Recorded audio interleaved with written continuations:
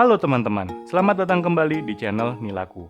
Untuk teman-teman yang baru pertama kali melihat dan menemukan channel ini, jangan lupa untuk diklik like dan subscribe, dan terus dukung channel ini agar bisa berkembang lebih baik lagi dari waktu ke waktu dan dapat secara konsisten memberikan informasi seputar budidaya ikan nila.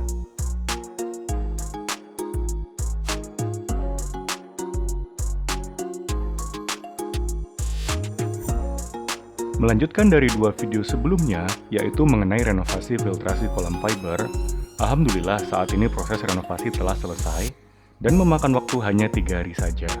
Dimulai pada hari Jumat dan selesai tepat di hari Minggu siang. Lalu, di Minggu sore saya sudah bisa mulai start running keseluruhan sistemnya secara normal seperti sedia kala.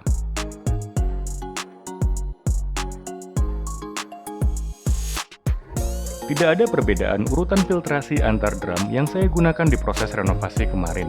Saya hanya mengganti kapasitas drumnya saja, dari yang awalnya 120 liter menjadi 150 liter, dan dengan jumlah drum yang sama-sama sebanyak 7 buah drum. Diawali dengan pre-filter sebanyak 2 drum, lalu filter mekanis, dilanjutkan dengan filter biologis sebanyak 2 drum, kemudian ke PA buffer, dan terakhir ke sump tank. Secara fisik, perubahan selain kapasitas drum yang lebih besar, saya juga mengganti pemipaan antar drum dengan menggunakan pipa sebesar 3 inch, yang mana sebelumnya adalah pipa 1,5 inch sebanyak 2 buah.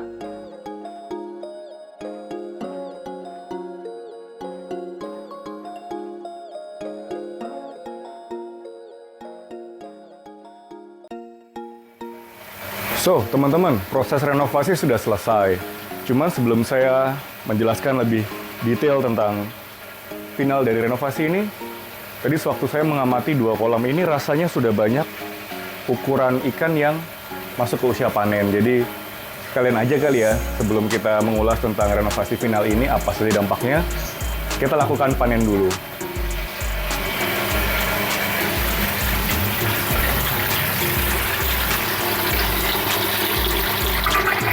Jadi seperti biasa, kalau kita mau melakukan panen, artinya kita akan membuang semua air untuk kita bisa menangkap ikan-ikannya.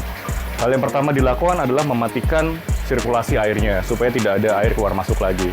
Kita tunggu beberapa saat sampai semua tingginya sama rata, baru saya akan membuka pipa-pipa drainase yang ada di bawah, agar airnya kita buang ke area resepan saya. Jadi air tidak saya buang kemana-mana, akan saya buang ke lingkungan-lingkungan saya saja. Ini untuk antisipasi ketika musim kemarau, air di sini masih banyak.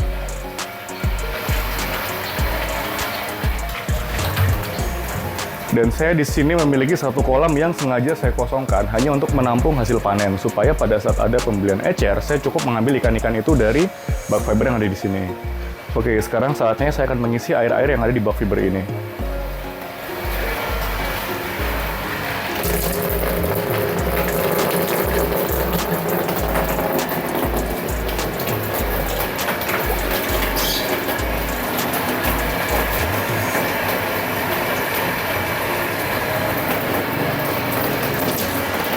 Kita akan buka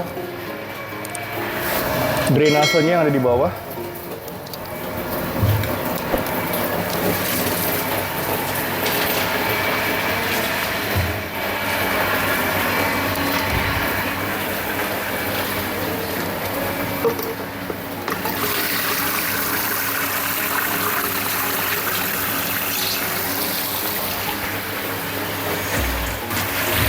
Sambil menunggu air kosong, kita sembari mengecek keadaan semua filter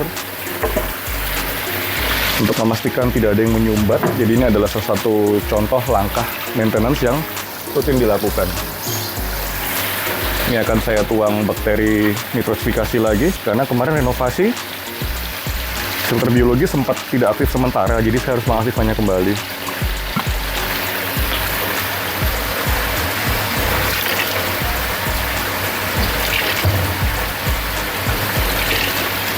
Ini saya tuang 3 tutup botol karena saya starter dari awal.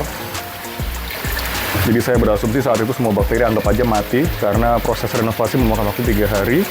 Dan 3 hari dia dalam kondisi yang kurang pas untuk bakteri nidifikasi itu bisa hidup.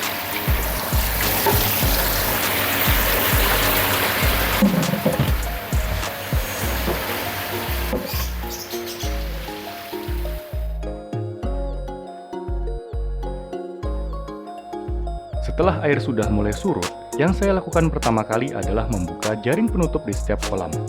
Lalu, mulai melakukan pengambilan ikan-ikan yang sudah masuk ke ukuran panen untuk kemudian dipindahkan ke kolam penampungan sementara.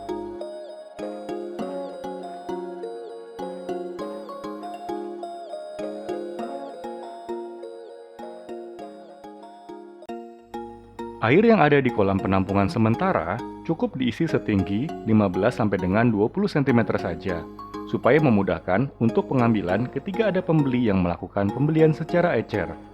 Saat ini, semua ikan-ikan saya hanya cukup untuk memenuhi kebutuhan lingkungan sekitar, dan cara jual ecer adalah cara yang sangat tepat karena kita bisa jual dengan harga yang tinggi dan langsung terjual ke pengguna rumah tangga.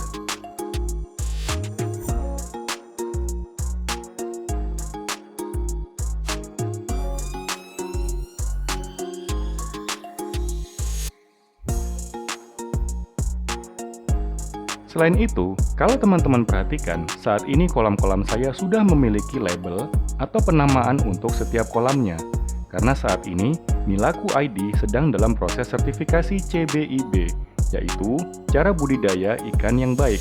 Dan salah satu syarat yang harus diaplikasikan untuk mendapatkan sertifikasi CBIB adalah dengan menempelkan penamaan di setiap kolamnya.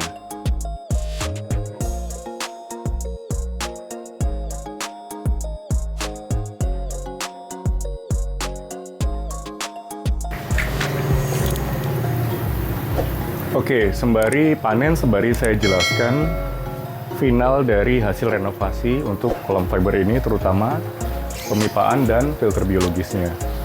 Jadi harapan saya bisa melakukan eksperimen untuk tebar padat 300 ekor per kubik atau per satu kolam ini. Artinya saya harus membesarkan kapasitas filtrasi biologisnya. Berhubung dulu menggunakan 120 liter, itu kalau kita mau menambahkan kaltnes lagi sudah maksimal, tidak bisa lagi.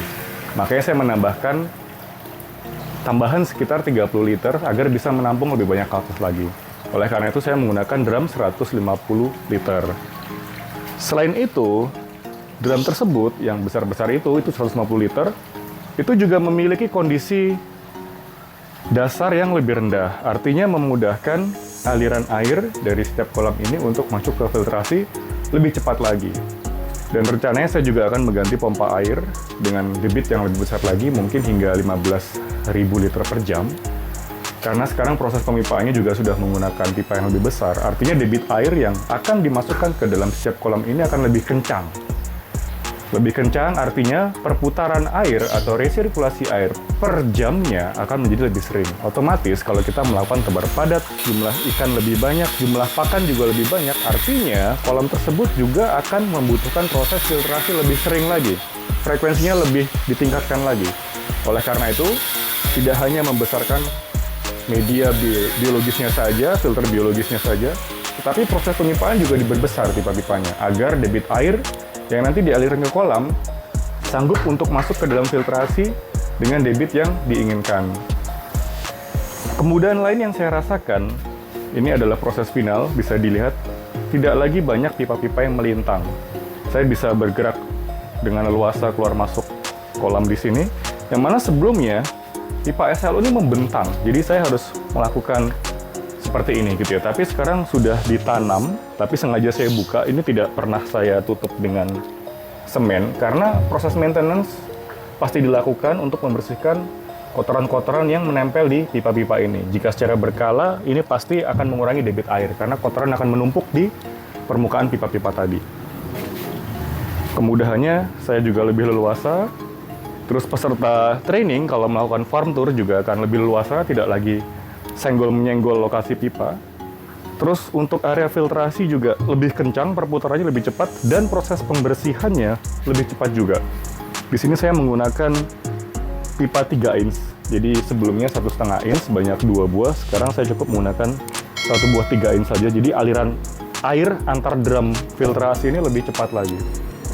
Ini saya tinggal buka keran di bawah. Maintenance untuk pembilasan pre-filter sedang dilakukan. Plus saya aduk supaya kotoran-kotoran yang sempat mengendap bisa turun. Selain itu, satu kolam ini yang sudah habis saya panen, saya ingin mengisinya kembali tapi dengan ikan lele. Jadi kita akan coba sama-sama lihat efektif atau tidak sistem RAS jika digunakan untuk lele. Dan saya juga akan coba tracking minggu demi minggu seberapa besar dan seberapa cepat lele bisa dipanen kalau kita membudidayakan dengan sistem RAS. Ini diameter 150 cm. Saya coba akan tebar lele sebanyak 500 ekor. Dan kita akan lihat bagaimana ke-500 ekor lele tadi bisa berkembang. Kebetulan di sini juga sudah ada peminatnya. Beberapa orang juga sudah menghubungi apakah saya punya lele atau tidak. Jadi sekalian saja, satu sistem RAS ini kita budidayakan beberapa jenis ikan. Ikan nila, ikan lele, dan saya juga sedang tes untuk gurame sebetulnya. Cuman saya baru sempat dan mengetes gurame hanya sekitar 10 ekor, tapi rasanya karena tipikal gurame penakut, jadi sistem RAS dengan air yang bening seperti ini tepat membuat dia stres. Tapi coba kita nanti pikirkan bagaimana caranya supaya tingkat stresnya bisa kita kurangin, apakah dengan memberikan tutup di atasnya atau bagaimana, nanti kita coba lihat sama-sama. Jadi itu saja serial dari renovasi kolam fiber ini. Inilah hasil akhirnya, di mana saya menemukan banyak sekali manfaat setelah adanya renovasi ini. Ikuti terus video-video dari Nilaku, semoga sifat sharing knowledge tentang Nilaku dan budidaya sistem RAS ini bisa sama-sama teman-teman terapkan di tempat masing-masing. Terima kasih dan sampai berjumpa di video-video yang lain.